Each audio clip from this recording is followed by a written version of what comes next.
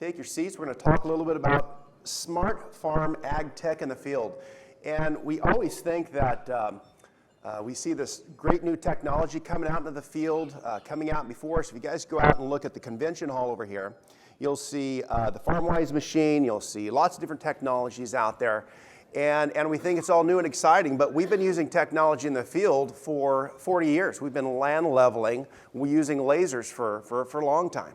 So we've had a lot of technology in the field, but man, it's coming at us so fast right now.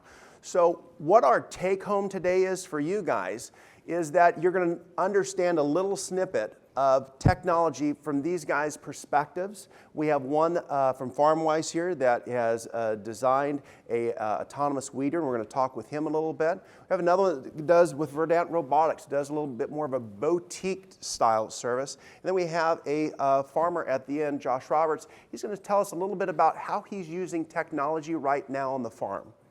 Again, small snippet of what's happening with the drones, automation, everything that's coming into agriculture right now. How can you get better versed on this? I would say look at a YouTube video. They're coming out super fast, and there's lots of different things that are out there just to familiarize yourself with stuff that's happening right now. Walk the convention hall. We have 2 days of conventions with small little one-on-one. You can have one-on-one meetings with the people there. It's one thing I love about the organic conference is that it is organic. You can go in there and shake somebody's hand, and people are willing to share their ideas and share their thoughts. So I would recommend you doing that. Another way to find out about technology, Dennis Donahue with Western Growers is here, and he is with the Center of Innovation and Technology. And then also Walt Duflock, who's going to be talking a little bit later with the Ag Sharks team, and showcasing 4 new people that are coming through trying to win a competition for the great new innovation in agriculture. So this valley is really poised to harbor and incubate this technology. We have the resources to push it through, and hopefully through our discussion today, you guys get a little bit more idea of technology that's happening out in the field, and better yet, how to deploy it. So we're going to have a question and answer at the end, but first we're going to start off with our opening comments. World population, this is a big target that everybody talks about, 9 billion by 2050. We all know that there's going to be a lot more people in the population. This is if we don't have healthcare issues. If we have healthcare issues, that could be lower. If we have healthcare pluses, that could be 10 billion by 2050. How are we going to go through and feed all these people? Western Growers does a survey every year, and they talk about what are the farmers' biggest pain points. Their biggest pain points typically revolve around these 3 issues here: labor, water, and regulation. And that is really where technology needs to come in and help out farming and in agriculture. Our robotic market is currently 23.7 billion. We're looking to go up to 74 billion by 2026, and most of that growth is going to be in agriculture. Data. You know, this is getting to be a big question here too. The farmers are asking, hey, that's my data there. What are we going to do with this data, and how is it being used? We're going to talk a little bit about that today.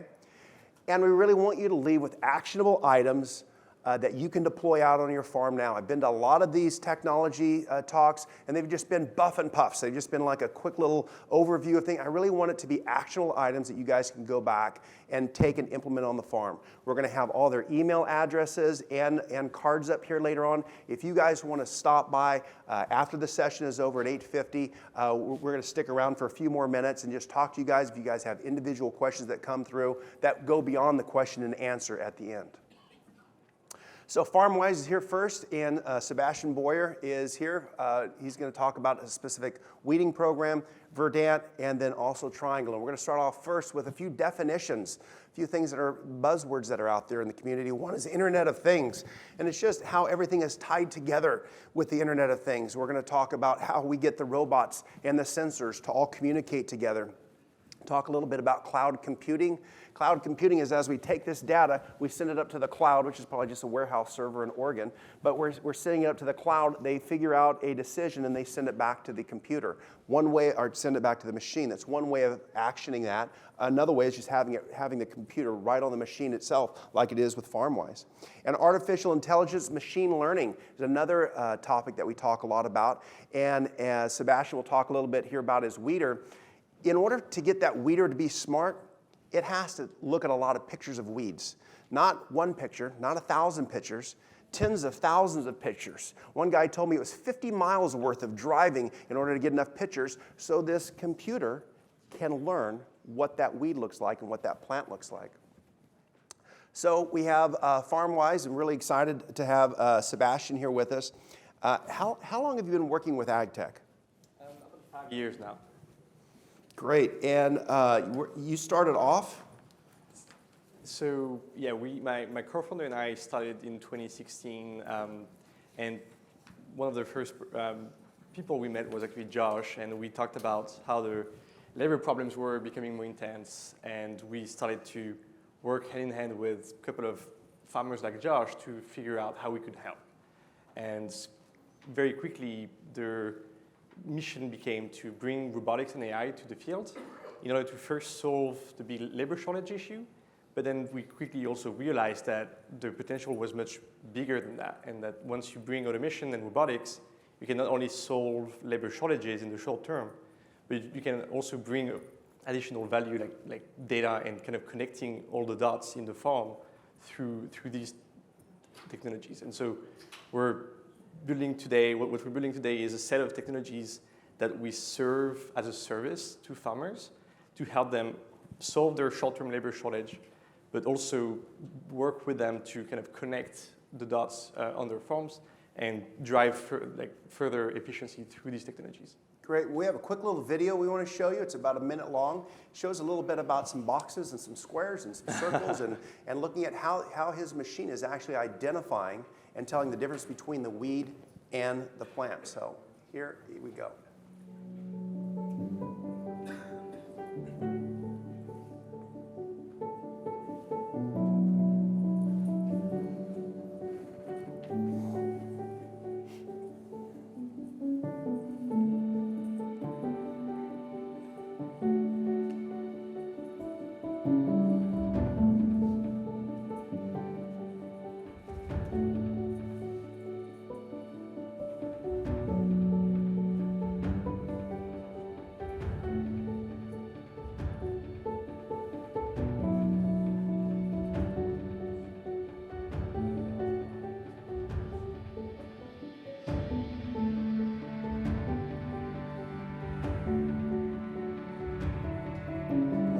Big difference between the two there, looking at the two different weeded and unweeded.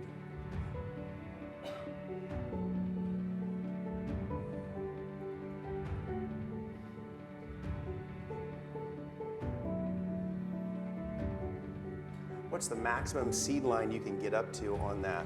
So today we go up to six. Working on going up to 10 probably next year. 10, and that's going to be on a typical 80-inch bed?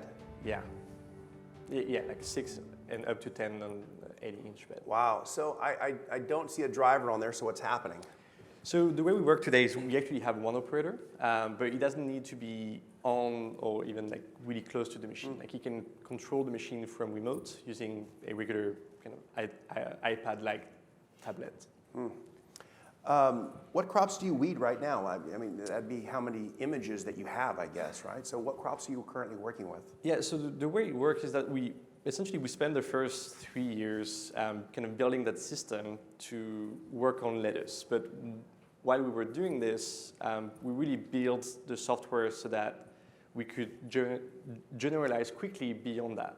And so over the past 12 months or so, we added crops like broccoli, celery, cauliflower, and cabbage.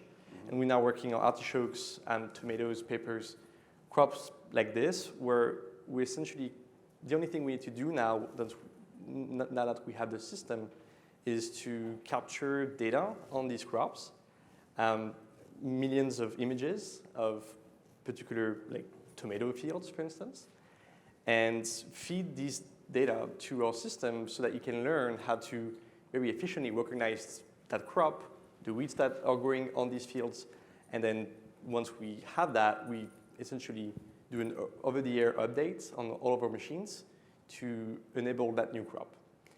And how long does it take for that process to take? Is that a couple months before they get an update, or is that a lot quicker? So that process is, like the length of that process is really accelerating. Like 3 years was the time it took us to build the first model for lettuce. Around like 5 new crops over the past 12 months. So now it's like a couple of months, and we're trying to shrink that to a couple of weeks. The limiting factor right now is essentially how fast can we get access to these fields to capture the relevant data, and then so we can feed that to our system. But actually, like the bottleneck right now is getting access to enough fields quickly enough. And so we're building different types of systems, like beyond this machine, like we're building smaller machines, smaller systems to be able to capture these images even more efficiently and faster. Are you going to provide this data back to the farmer that they can have an actionable idea with? I mean, are you going to let them know how many weeds per, where their fields are weedy at, so they know that they need to concentrate in those certain areas? Yeah, so these are products that we're actively working on. It's like, how do we efficiently take that data that the machine is using to automate the weeding process, and how do we feed that in a useful way to farmers? So we're working with our customers right now to define how that looks like, but we have access to all of that data, like the weeds, the crops, the size of the crop, the actual GPS location of all of these crops. So we have like tremendously valuable data. Now the question is, how can farmers actually leverage that? And so we don't want to feed the data to them without having identified clearly like the particular use cases. So we're working with them to define that. But in next year, like they'll have access to like a particular dashboard that they can log into to look at their fields in a kind of a virtual world, if you want. Seems like we had a lot of technology that was being brought out by a lot of different people, but it didn't seem like it was impacting a lot. Did you see that maybe the tech people didn't quite have the correct problems in line, or are they just finding out it's really difficult to be a farmer? Yeah. I mean that definitely. Like I think when you start in the space, when you don't have a background in farming, it can be very easy to be a bit arrogant and come in with your AI software or whatever and kind of tell everyone that you're going to solve all of their problems. Obviously, it's very difficult. One of the things that we quickly realized was that data or analytics alone was not going to cut it when farmers keep telling you that the top 3 problems are labor, labor, and labor. It's hard to sell like a software-only solution, right? Right. And so that's how we like decided to start with a automation service that actually solves, again, like these top 3 pain points, and use that as a way to start aggregating data and work with farmers on a daily basis to define how they're going to use that data, as opposed to pushing data or pushing solutions to them. So if we had a farmer that's out here today that says, wow, I've got a little bit of a weedy field, I'd be interested in having FarmWise come out and take a look at this. What are the steps that these guys would have to do? I mean, we're going to have your email up a little bit later, but what are the steps they have to do to get started? It sounds like you have a service, right? So it's not you're not renting it. You don't just drop it off and leave it and say, we'll see you next week. I mean, you actually provide the service. Tell a little bit about that and then how these guys can get hooked up on that. Yeah, no, that's a very important point. Like we ask ourselves at the beginning, what's the best way to work with farmers, right? And do we sell the machine? Do we rent the machine? We decided to go all in on the service model, meaning that the way we work with farms is that we get in touch with their operations team. I mean, we discuss at a high level, like we get in touch with the operations team. And then we have a pretty large operations team that works hand in hand with the operation team of the farm to build a schedule, figure out the location of the fields on a weekly basis. And then our team handles the service end to end, meaning that we show up on a particular field on a particular day, we weed that field, and we leave back to our own shop.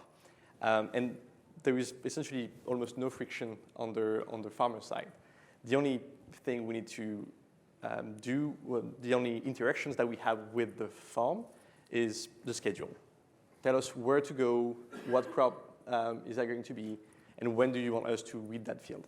And then we take care of everything else. Well, typically, I mean, the farmers are planning that months in advance as far as when they're going to come through and plant. So they know a couple weeks after that, they want to come through and have you come through and provide the service. So what are the pain points that or the challenges that you're having with the farmers in order to best utilize your service?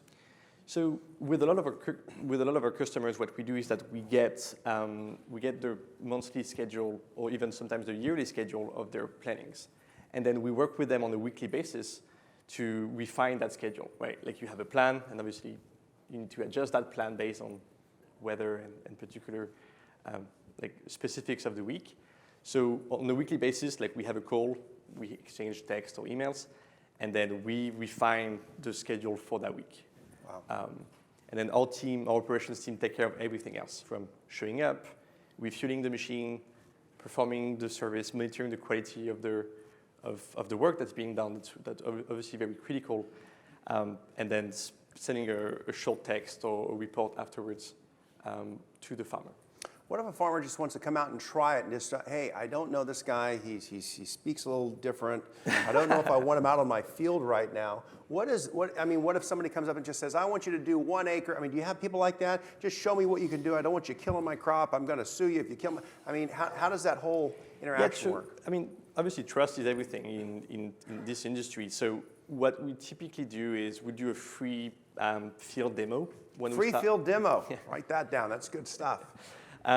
Where we essentially discuss about what the machine can do, what the machine can't do, and so we were very clear on expectations of what this is all about, and then they get to farmers can see for themselves how it's performing on their field.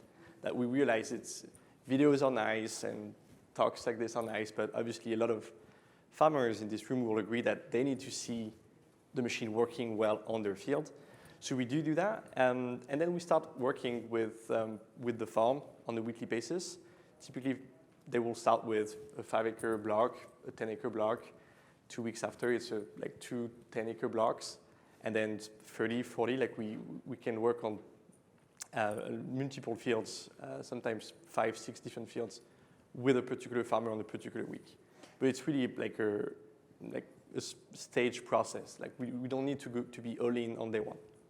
Is the price per acre the same whether you do 1 acre or 100 acres, or is that?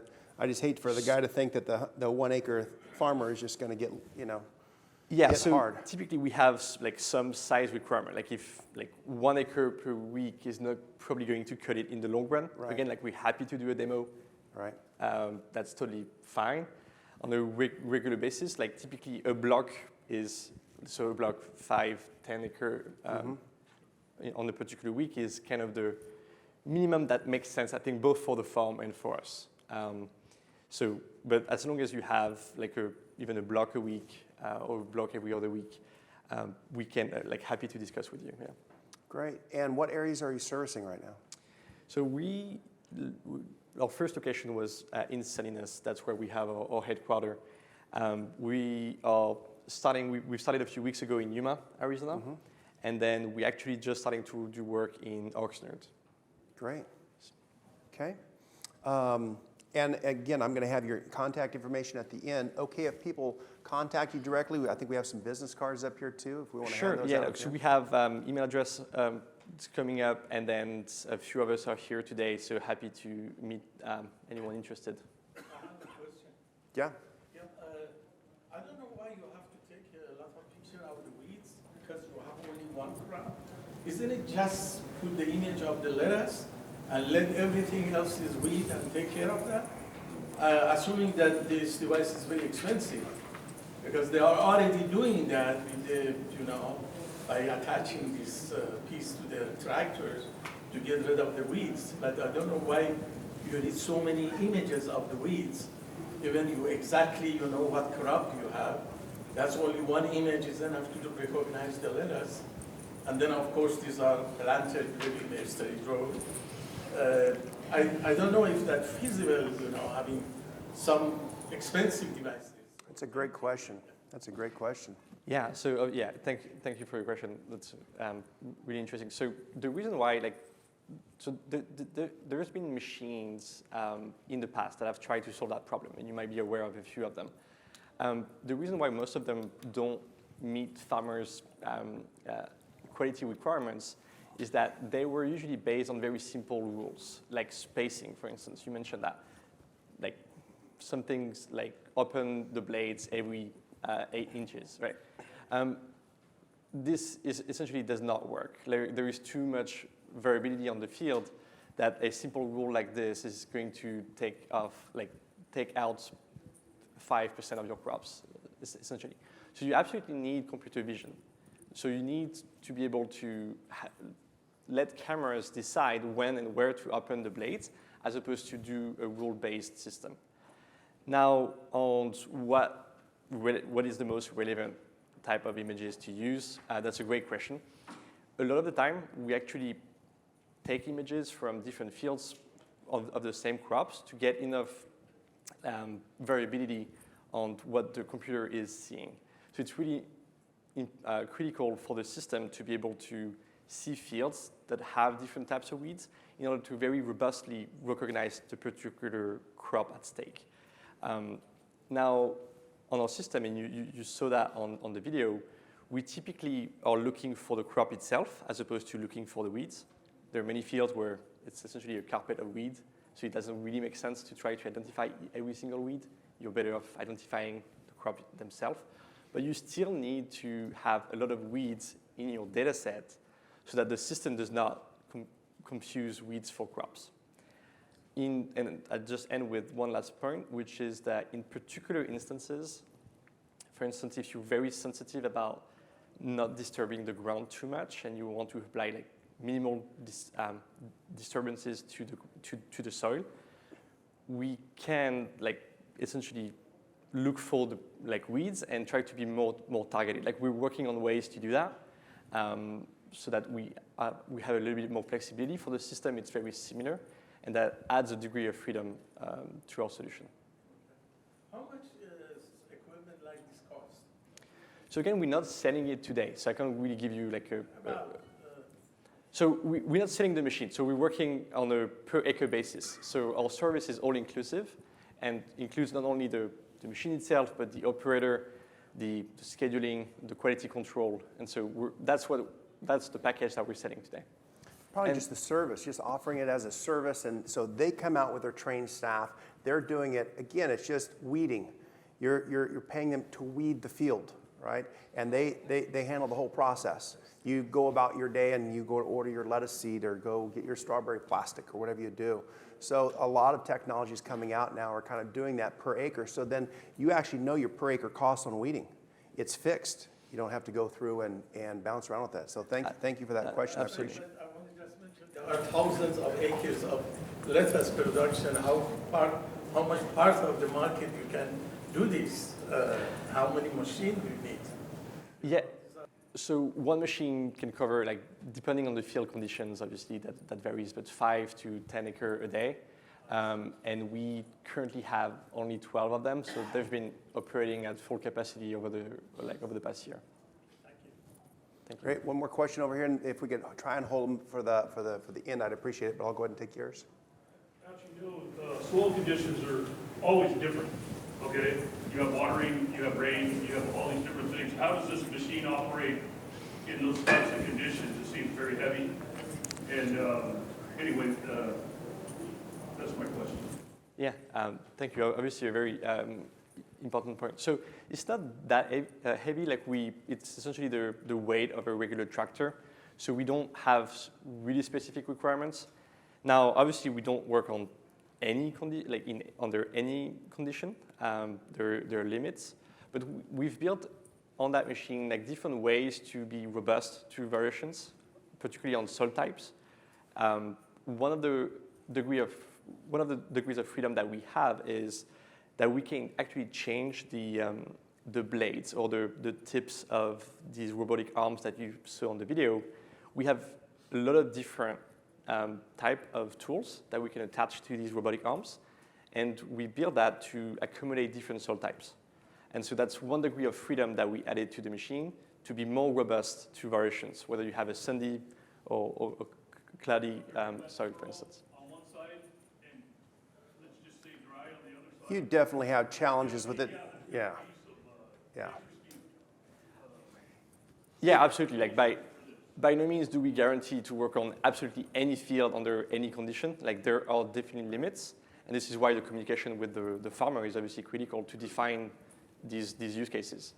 if you can't run a tractor, this one's not going to work either. Yeah. You know, so if you've got a wet furrow out there, you've got to jump a bed or do something else, or wait for that furrow to dry. It's taking so many Right. cabbage mechanical harvest Yep. or lettuce.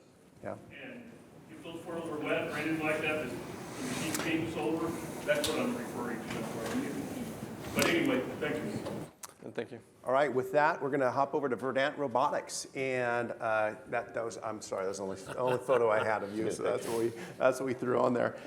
Gabe has been with us. Gabe was CEO in a past life. He was CEO of Zippy, which was an autonomous delivery business, and he actually sold out to GM Cruise, and before that, with a company called Zox, which dealt with autonomous taxis, and also worked with NASA. So tell us a little bit about Verdant Robotics and how your approach is a little bit different than the specific approach that Sebastian has. Yeah, first of all, thanks for having us here. It's great to be here. Really appreciate getting the chance to meet everybody. So at Verdant, what we do is ground-based robots and also implements that attach to the back of regular tractors.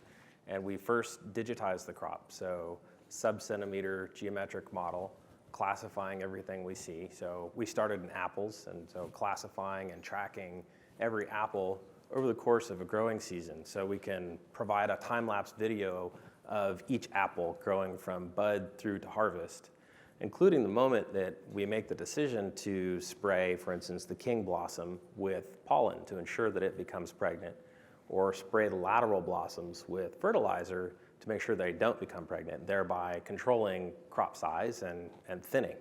And that ultimately leads to a much larger apple that's worth a lot more money, to the extent that it's like 2 to 3x increase in net profit for the farmer. And that process of digitization and then closed loop control over outcomes is the fundamental thing we do, right? Google indexes the web, and all the world's librarians couldn't build the index that they built. We index physical space.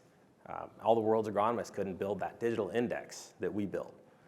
So that's something that computers can do. They can multiply numbers faster than we can. It's just not in our wheelhouse. And they can count millions of apples per acre. It's just not something we can do.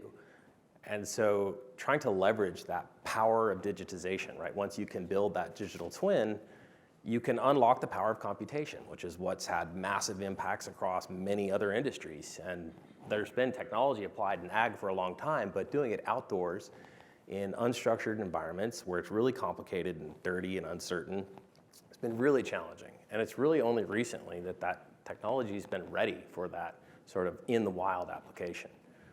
So that's what we do. We digitize the crop, and then we try to close a control loop around the outcomes. More recently, we've been pulled down here into carrots. So we're in the carrot fields every day, doing weeding with super precise spraying, so millimeter accurate, millimeter precise, tiny little jets. Carrots are about an inch apart, so we have to be super precise to get in between everything. We also spray photons, so lasers to do the same job. But in general, it's that process of first helping the farmer. Curtis, my co-founder, is a farmer.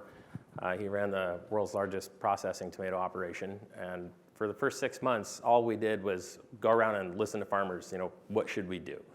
Talking about data, we said, hey, we could tell you a lot. We can tell you where the weeds are, we can tell you where the stress is, we can tell you where there's leaky irrigation. And most farmers said, please do not give us any more data. We have way too much data. Tell us what to do with the data, or even better, just go do it.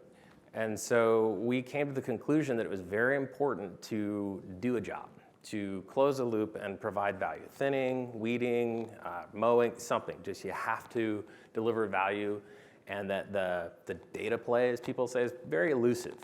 And I actually don't think that the data itself is worth very much. And this leads to why you want to run this as a service. As technologists, often we don't understand the problem. We just don't know what the true problems in ag are.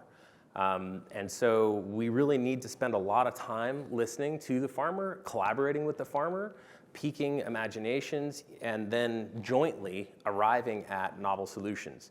That example in apples, we call it Save the King. And we're walking the farm with a grower here in California, the #1 grower in apples. And I said, hey, Jeff, imagine if we could have an agronomist sit and watch this flower all day, every day. And if an aphid lands on the wrong side of a leaf, you could reach up and brush it away with a paintbrush. What could you do? And he got to thinking, and he said, I could grow 88s every time. So it's a very high quality, very large apple. It's worth a lot to him. And that conversation is what leads to the discovery of the value, both for the farmer and for a company that's trying to deliver that value. And you don't get to that point if you give the keys to the machine and walk away. So we're deeply invested in doing this as a collaboration with the community, partially because you don't know the problems before you get started. So as an advisor, as a service provider, it sounds like you're kind of doing both there. Yeah, well, it's as a service provider. There's a complicated machine to run, but it's really as a collaborator. That you've designed, that you've developed, that you've created. Yeah, that's right. That's right. Hardware and software. Right. So super precise aiming and shooting can shoot. It's like the sharpshooter on the back of the tractor can hit 20 things per second. Whether it's using lasers or chemicals and inputs, fertilizer, herbicides, pesticides. So that machine, and then all the software that goes with it, all of the the AI, and really though I think that the value is in that discovery process where we find new ways that technology can be applied. It always starts in the same way where there's pressure for labor, there's pressure for input costs, and we want to just help immediately there. But very quickly that conversation shifts to, well, imagine if. And it's that imagine if part that's actually really interesting, because labor and input costs are one side of the equation, right? But that's just the cost side of the equation. The other side of the equation is new money under the sun. And so that's really where we try to gravitate to as quickly as we can. And so, yeah, we're out there every day and carrots now and garlic and onions trying to do just that. So how is a farmer out here going to come and approach you and talk to you about solving their issues, and how do they even start the conversation? What would be a common complaint or a common pain point that they would have that you normally see, and then how does that walk us through that quickly? I mean, usually it starts with labor and water and Right. Regulations around spraying, and so it typically starts there in terms of pain points. And so the question is, hey, can you take care of weeding and per acre costs, and can we lock that cost growth, because we're looking at like 14% year-over-year growth and it's not sustainable. How do we fix this problem? And that's a major concern. So that's typically where it starts. And it's great to be here. I'm here, and Curtis is here, so please come say hi.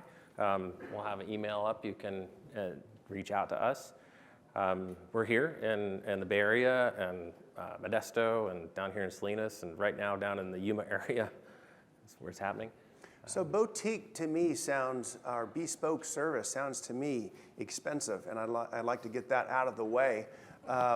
Before we get too far down the line, I like my bottles of wine, and you can go from $30 to $300 in a heartbeat. So, what would you say you're economical for your services that you provide? Oh, for sure. I mean, we can do it for less than what it costs today.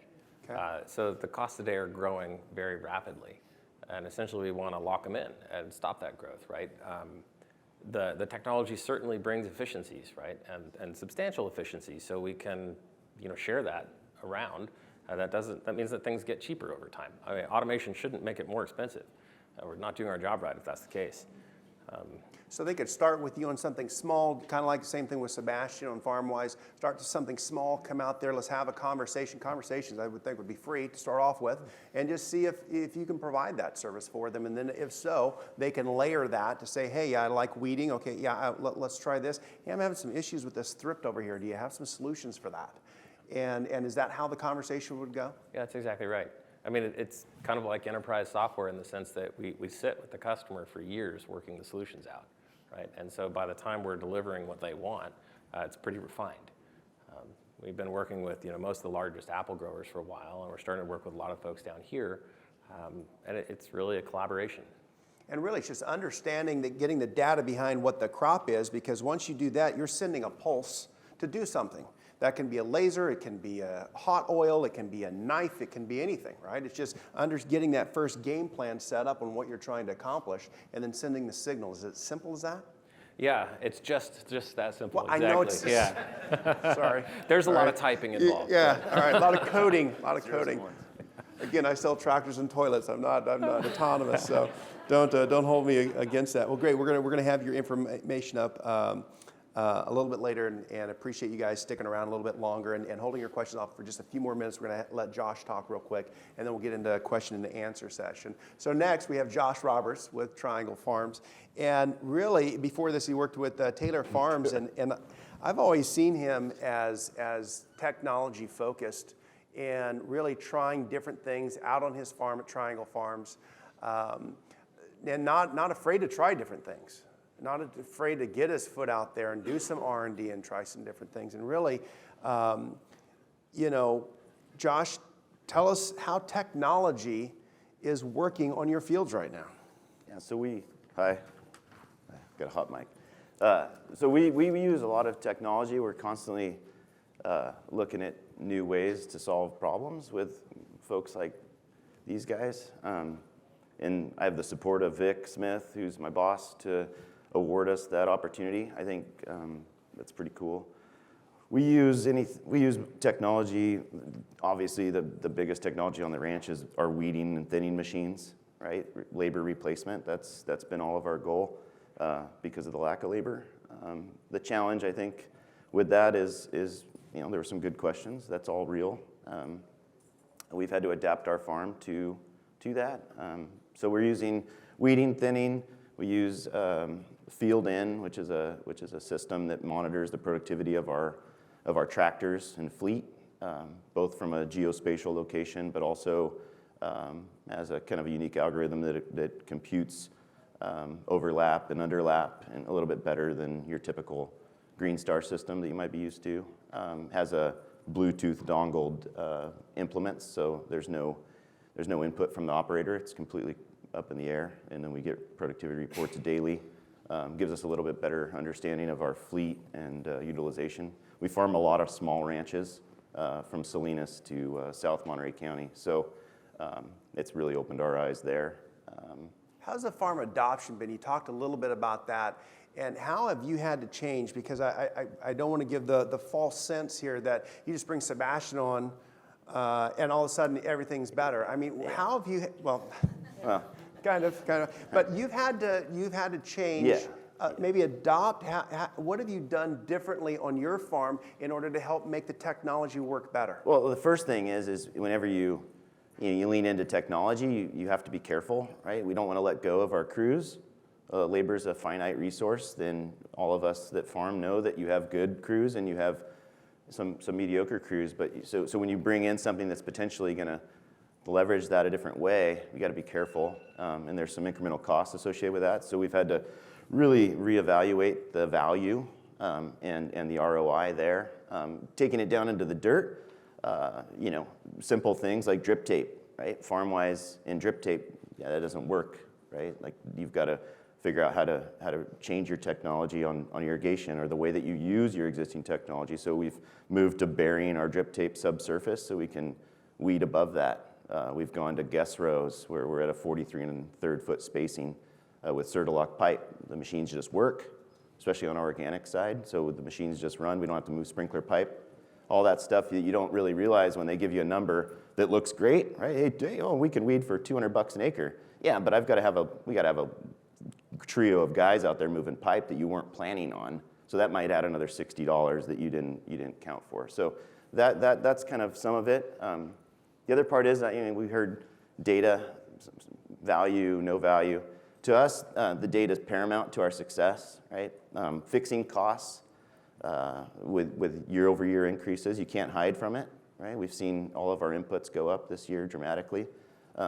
Doesn't make us it doesn't really secure our margins, but it does. We do understand exactly where our costs are, and we can secure a lot of those direct cost line items. So that's been good. The challenge with the data is we don't really have a good way to aggregate that data. Like what do we do with it, right? So we've had to create back end, tools and analytics in the office to be able to translate that data into an accounting system, right?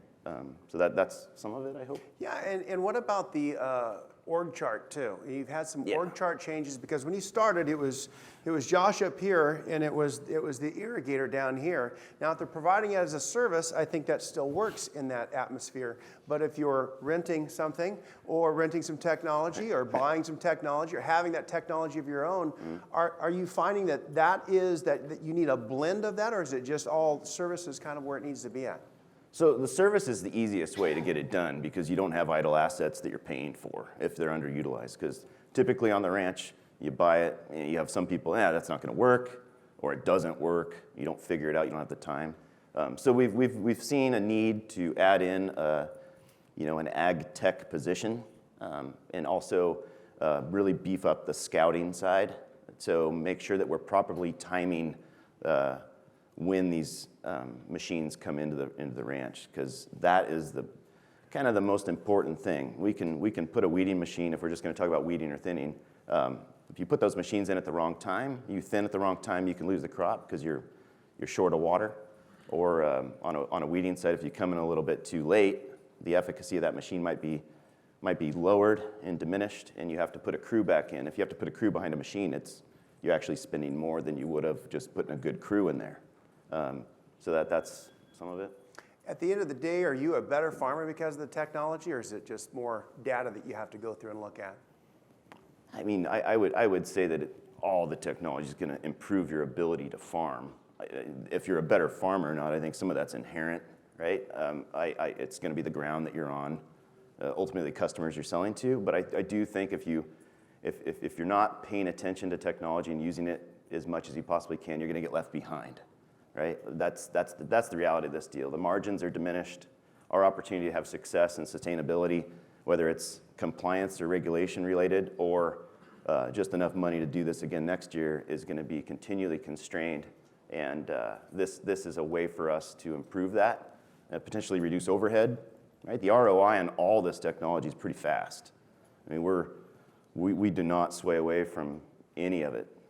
All the way up to laser weeding technology, focusing that on high density crops where we have weeding bills in the $1,500 range. Right? If we can bring that down to $100 just for fuel, it's pretty awesome. Thanks, Josh. I appreciate that. You see how quick we can go through 45 minutes of talking about three simple things, complicated things, but that they've made simple in agriculture. So like I said, there's a lot more technology outside that I want you guys to look at. Josh said he was open for having any of you guys call and talk to him to see how his ranch and his operation has adopted the technology. All these guys are open up for questions after this, but I'd like to open it up. Just got a few minutes left for questions and answers. Any questions out there you'd like to ask the panel?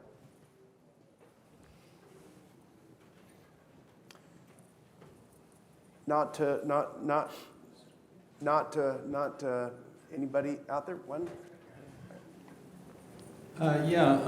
You mentioned to begin with where you're talking about ground-based robotics, but the second gentleman was talking about apples.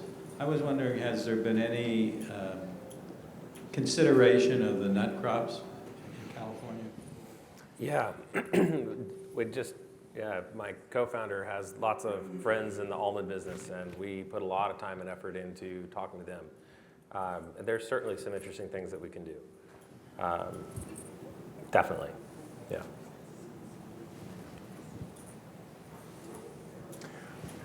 We've seen one over here. So on Triangle, are you 100% organic or conventional organic? I was wondering, on Triangle Farms, are you organic or conventional and organic? We're conventional and organic, about a 60% conventional. We farm about 10,000 crop acres annually in Salinas. And then I was wondering if you're finding a better return on your organic side from the technology.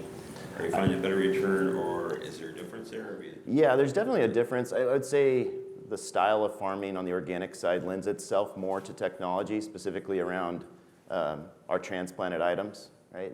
It's a lot easier to work around a transplanted item. Number one, you've outpaced the weeds instantly, right? And the second one is our irrigation practices from our standpoint lend themselves better because we're overhead irrigating most of our organics to break down our chicken.